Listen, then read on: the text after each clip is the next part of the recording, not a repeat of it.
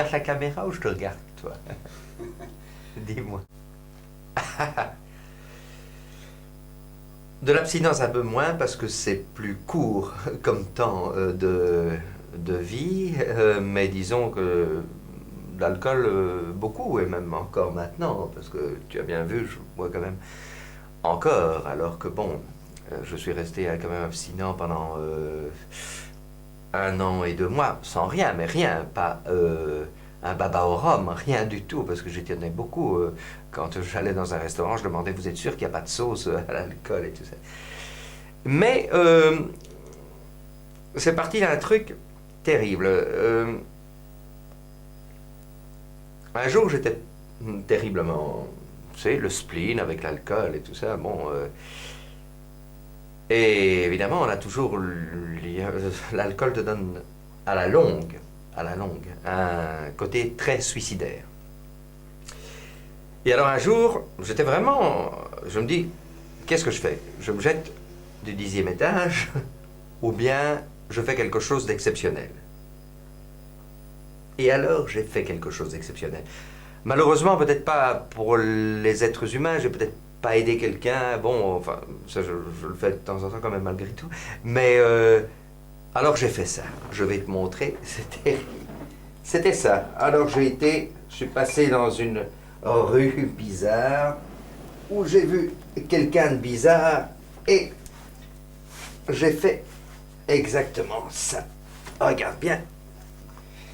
Et c'est exactement ça où c'était le 10e étage, mais je voulais faire quelque chose. Regarde. Tu vois, je ne sais pas, parce que tu sais, il fait tellement chaud qu'on transpire, c'est difficile. Là, tu vois cette petite rose qui pleure? Eh bien, j'ai jamais su si c'était des larmes ou des gouttes de sang. Mais de toute façon, ça n'a pas d'importance. C'était très important pour moi de faire quelque chose comme ça, tu vois. De faire quelque chose d'exceptionnel, parce que sinon, je te jure, c'était... Et alors, je vais te dire, j'ai toujours dit que j'allais écrire mon livre. Et mon livre, j'ai déjà le titre et la fin. Et le titre, ça s'appellera Le ver solitaire, le ver solitaire. Et la fin, ce sera La pluie tombait. Moi aussi, mais moi, c'était du 10e étage. Fin. Tu vas voir, ça va faire un tabac. Mais évidemment, je dois écrire le reste. Hein. Entre le départ et la fin, je dois écrire la chair, si j'ose dire. Voilà. Mais c'est ça. Alors, bon, je dis côté suicidaire, côté chose, et je ne suis pas très content de... Je te parle très sincèrement, je ne suis pas très content de mon abstinence, parce que je trouve que j'aurais dû continuer. Et il a suffi un jour d'un faisan, un grand dîner où il y avait du faisan. Et je me suis dit, je vais prendre un verre de vin. J'avais 1 an et 2 mois, mais sans rien, sans rien. Et j'ai pris ce verre de vin. Et je maintiens qu'il y a eu là un coup de canif dans mon contrat moral de choses et que j'ai parfois certaines tendances à même avoir envie d'aller plus fort. Et quand je dis plus fort, c'est d'aller un peu vers les alcools plus forts. Bon, et ça c'est le danger. Je trouve que là, je n'ai pas été très... Enfin, je suis... Tu sais, je vais te dire quelque chose, Daniel. Et ça, je tiens beaucoup à cette image parce que c'est une image que j'adore. Nous sommes des fils de ferristes. Et tous les jours, on fait l'aller-retour au prix de sa peau et il n'y a pas de filet. Hein. Quand on joue, il n'y a pas de filet. Mais quand on boit et qu'on joue, non seulement on sait qu'il n'y a pas de filet, mais on sait qu'il n'y a pas de fil. Et on fait quand même l'aller-retour. Et là, c'est la classe, mais c'est chaque fois au prix de sa peau, crois-moi. Et vraiment au prix de sa peau, et ça va plus loin que... C'est pas facile, mais on le fait, parce qu'il faut le faire. Voilà, c'est tout.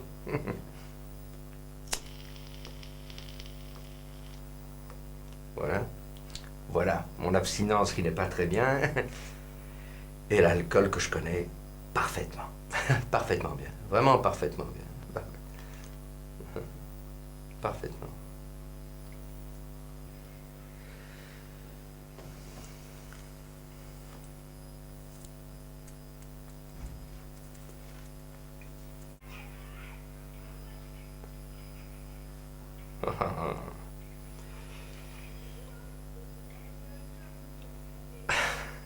Tu sais,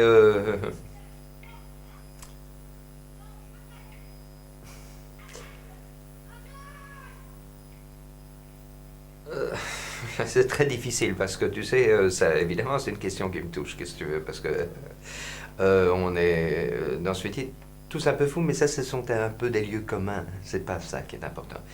Mais bon, il est certain que par le fait de boire aussi, il est certain que c'est éprouvé, ton cerveau se détruit. Note qu'il y a une grande théorie qui dit que nous avons deux cerveaux et qu'il y en a un qui se régénère pendant que l'autre meurt. Mais enfin bon, c'est une théorie d'un type. Pourquoi un type comme Cocteau, qui pourtant, quand même prenait un peu de drogue, je crois, un peu d'opium. Mais enfin bon, il y a des gens qui ont bu et qui ont été des gens extraordinaires. Pourquoi pas moi?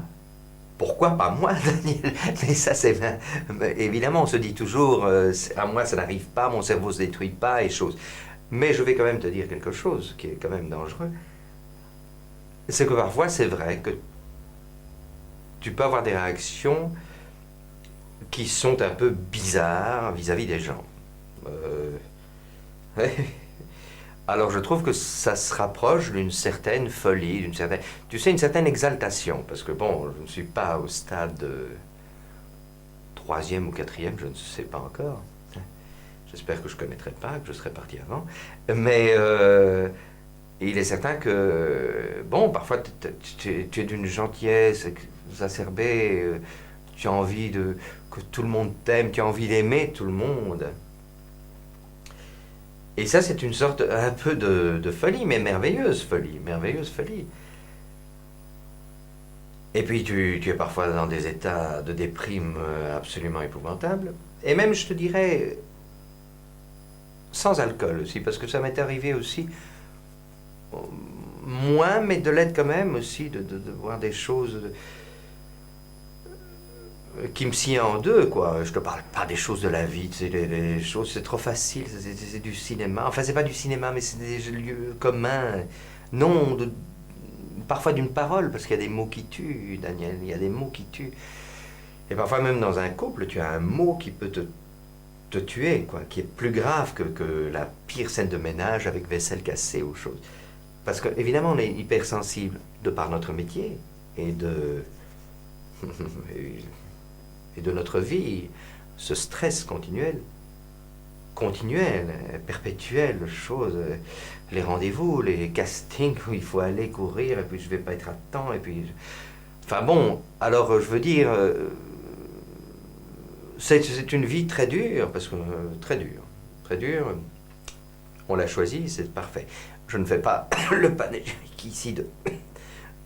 enfin, je ne sublime pas le comédien, et, hein, il y a des êtres dans les usines qui travaillent autant que nous, et si pas plus durement, parce que nous, on a encore des joies, peut-être eux pas. Donc il faut aussi que la balance soit juste. Mais enfin, je te dis, la folie peut jaillir comme ça tout d'un coup, quoi. Tout d'un coup.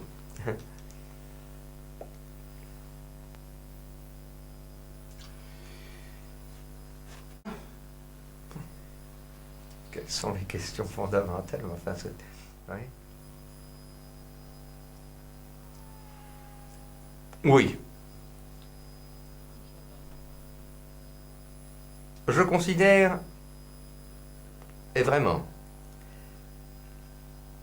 tu sais, qu'il est bien plus important et je suis très sincère, mais très sincère, vraiment très sincère, qu'il est bien plus important de réussir sa vie d'homme, son évolution, que de réussir une carrière. Même la nôtre. Je maintiens que si tu évolues dans ta vie, que tu vois les choses différemment, parce que il est certain que tu changes, enfin tout ça bouillonne, et tu changes d'avis de temps en temps, tu reviens sur des choses où tu vois de nouvelles choses, et c'est bien plus important. Et tu peux réussir très bien ta vie en faisant ton métier très proprement et très honnêtement, et en étant toujours là, tip-top, mais ta vie d'être humain peut, en parallèle, elle, évoluer très fort. Et bon, ça se rejoint, enfin, le métier suit le reste. Mais je veux dire que je ne considère pas une réussite si tu as... Attention, je dis peut-être ça parce que je ne suis pas à premier plan, mais je ne crois pas. Je ne crois pas parce que si j'avais la chance d'en être un ou quoi, je crois honnêtement que je préférerais, si on me met maintenant le marché en main, si on me dit tu réussis ta vie d'homme ou tu réussis une carrière professionnelle extraordinaire, le marché en main, sans hésiter, mais vraiment sans hésiter, je dis ma vie d'homme. Et ça, c'est sûr. Mais attention, en travaillant toujours, hein, parce que je ne voudrais pas devenir le pauvre type qui réussit peut-être sa vie humaine, mais qui ne travaille plus, parce qu'il faut malgré tout aussi une satisfaction un peu professionnelle. Mais je veux dire que si je reste dans les trucs, mais si je réussis une vie humaine, je trouverais ça plus important. Je ne dis pas que je suis en train de la réussir, loin de là, au contraire, hein, avec tout ça. Mais je dis que quand je vois ma vie depuis que j'étais petit et maintenant, bien entendu, j'ai grandi. Mais c'est pas ça que je veux dire. Je trouve qu'avec ce que je pensais à l'adolescence, que je pensais choses, tout ça a tellement évolué et que maintenant, je vois les choses vraiment un peu plus ouvertes et plus ouvertes pour moi et j'en suis très content et je dois dire que c'est la seule chose dont je pourrais me vanter si un jour j'arrive chez Saint-Pierre qui me dit qu'est-ce que tu as fait, eh bien je pourrais dire j'ai évolué. Ce sera ma seule chose, mais j'ai évolué. Même avec ça, un peu, mais qui dit, il n'y a pas de hasard, ça m'aurait peut-être servi à quelque chose, ne fût-ce que pour, je sais pas, ça a été mon clou dans mon cercueil, mais disons que ça m'a peut-être aidé à un peu avancer plus vite que les autres. Mais peut-être une erreur. Allez, santé, Daniel.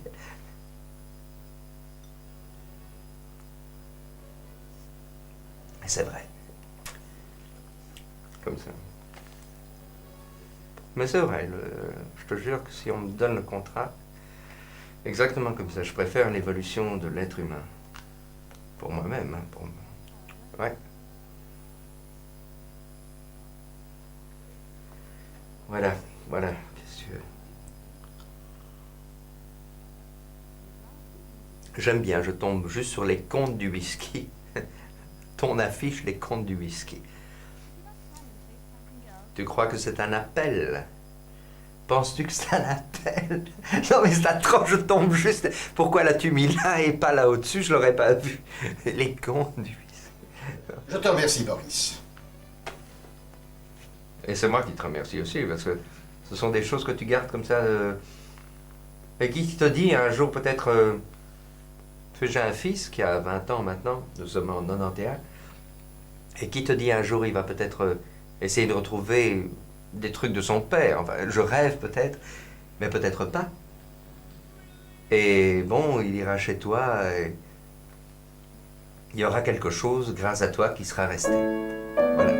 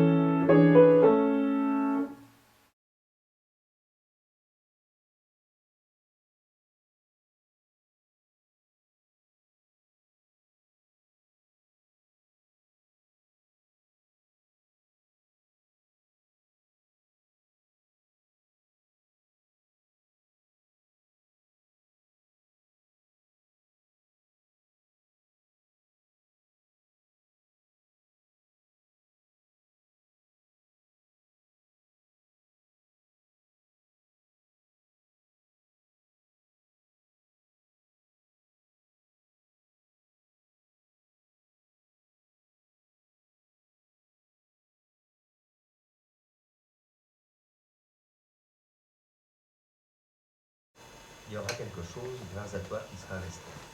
Voilà.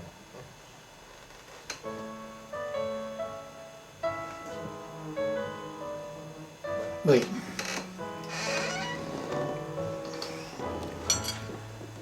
Oui, je me souviens très bien de cette interview que j'ai demandé à Boris. Et il a directement accepté. Voilà, la page est tournée, c'était une belle page. Et comme on dit dans le domaine artistique, the show must go on.